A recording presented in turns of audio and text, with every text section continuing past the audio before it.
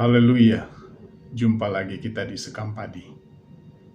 Sekam Padi hari ini saya akan beri judul Dibentuk bagi Allah. Mari sebelum kita lanjutkan pembacaan dan perenungan firman, kita mau berdoa untuk pembacaan kita pada hari ini. Mari kita berdoa. Bapa di sorga, kami mengucap syukur kepada-Mu Tuhan, karena Engkau baik. Sebentar kami akan Tuhan membaca dan merenungkan firman-Mu. Biarlah Roh Kudus memberikan kepada kami hikmat dan pengertian, agar kami dapat Tuhan mengerti apa yang Kau mau sampaikan lewat firman-Mu, dan kami boleh merenungkannya dalam kehidupan kami siang dan malam, agar kami dapat bertindak bijaksana dan melakukan setiap firman-Mu dengan takut yang gentar akan Engkau. Terima kasih Tuhan. Kami mau sambut Tuhan perenungan kami pada hari ini dengan ucapan syukur dalam nama Tuhan Yesus Kristus. Haleluya. Amin. Puji Tuhan. Mari kita sama-sama buka dalam Yesaya 43 ayat ke-21.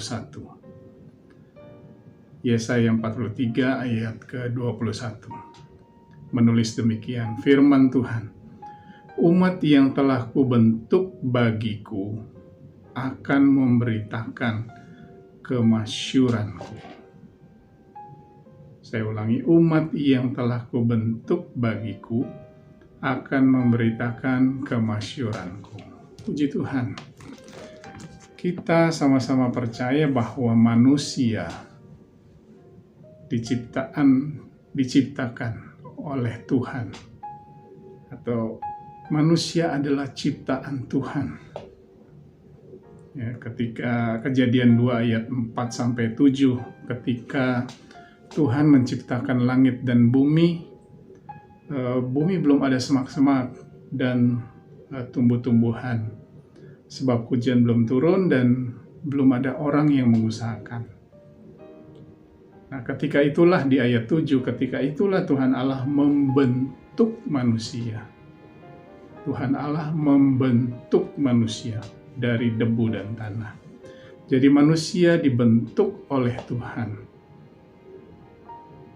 Namun umat Allah dalam Yesaya 43 ini dibentuk bagi Allah. Kalau seluruh manusia dibentuk oleh Allah, umat Allah dibentuk bagi Allah. Nah, saat dibentuk, kita harus melalui sebuah proses. Umat Allah harus melalui sebuah proses. Ya, segala sesuatu yang berharga, indah dan mulia lahir dari sebuah proses, lahir dari sebuah pembentukan atau proses pembentukan. Emas yang kasar, dia mungkin berharga atau punya harganya, tetapi dia belum selama dia belum dibentuk, maka dia belum menjadi indah dan mulia.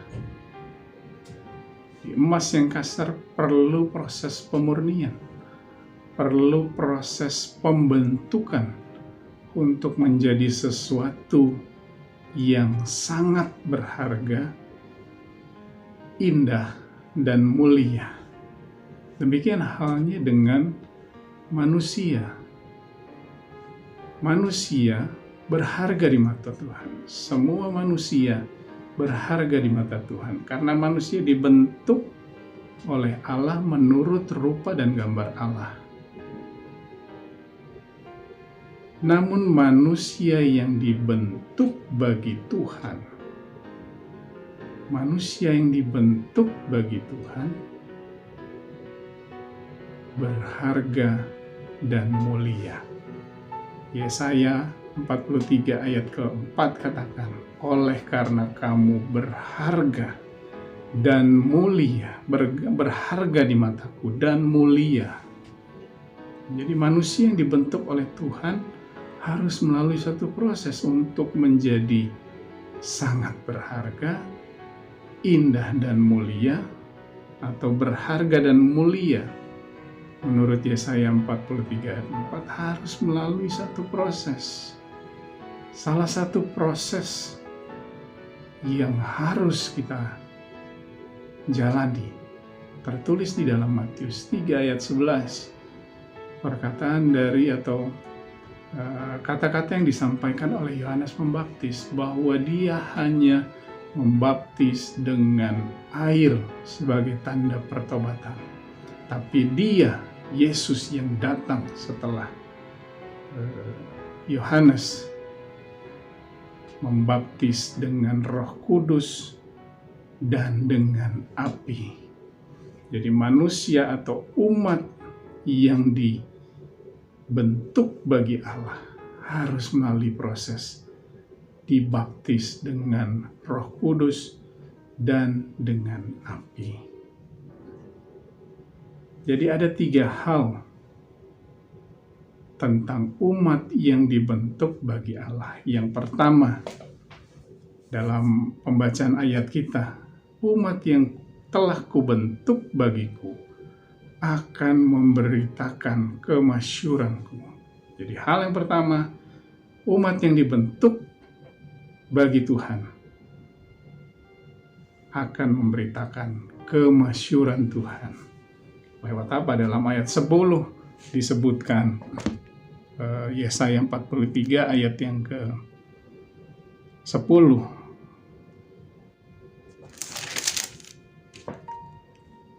Kamu inilah saksiku. Saksi-saksinya Tuhan.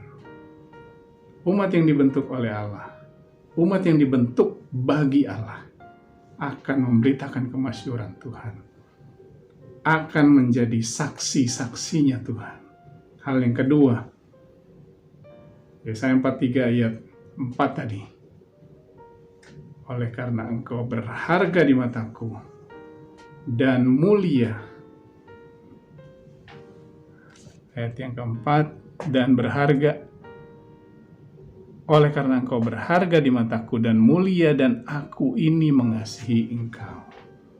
Aku ini mengasihi engkau. Tuhan sendiri akan mengasihi kita. Apapun segala keperluan, kebutuhan hidup, apapun yang kita perlukan dalam hidup kita di dunia ini, Tuhan akan cukupkan. Karena apa? Karena Tuhan mengasihi kita. Orang yang dibentuk bagi Allah. Dan yang ketiga, sudah pasti, kalau kita dibentuk oleh Allah, maka kita dilindungi oleh Allah. Ayat 1 berkata demikian. Bagian terakhir, engkau ini kepunyaanku. Yesaya 43 ayat 1 bagian terakhir. Kalimat terakhir, engkau ini kepunyaanku. Sebagai kepunyaan, maka kita dilindungi oleh Allah. Ayat yang kedua, engkau menyeberang air, aku akan menyertai engkau. Engkau melalui sungai-sungai, engkau tidak akan dihanyutkan. Engkau berjalan melalui api, engkau tidak akan dihanguskan. Nyala api tidak akan membakar engkau. Itulah bentuk perlindungan Tuhan. Dimanapun kita lalui, jalan yang sulit sekalipun, Tuhan akan lindungi. Bahkan dalam Mazmur 17 ayat 8, peliharaku seperti biji mataku.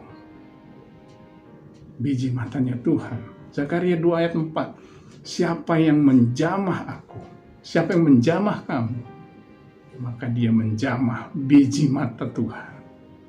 Begitulah bentuk perlindungan Tuhan bagi orang yang dibentuk bagi Allah. Bagaimana dengan saudara? Apakah saudara dibentuk oleh Allah? Ataukah saudara juga dibentuk bagi Allah? Pilihan ada di tangan Bapak, Ibu, Saudara semua. Tetapi orang yang dibentuk bagi Allah, dia akan memberitakan kemasyhuran Tuhan. Dia akan menjadi saksi-saksinya Tuhan. Orang yang dibentuk bagi Allah, dia berharga, mulia, dan dikasihi oleh Allah.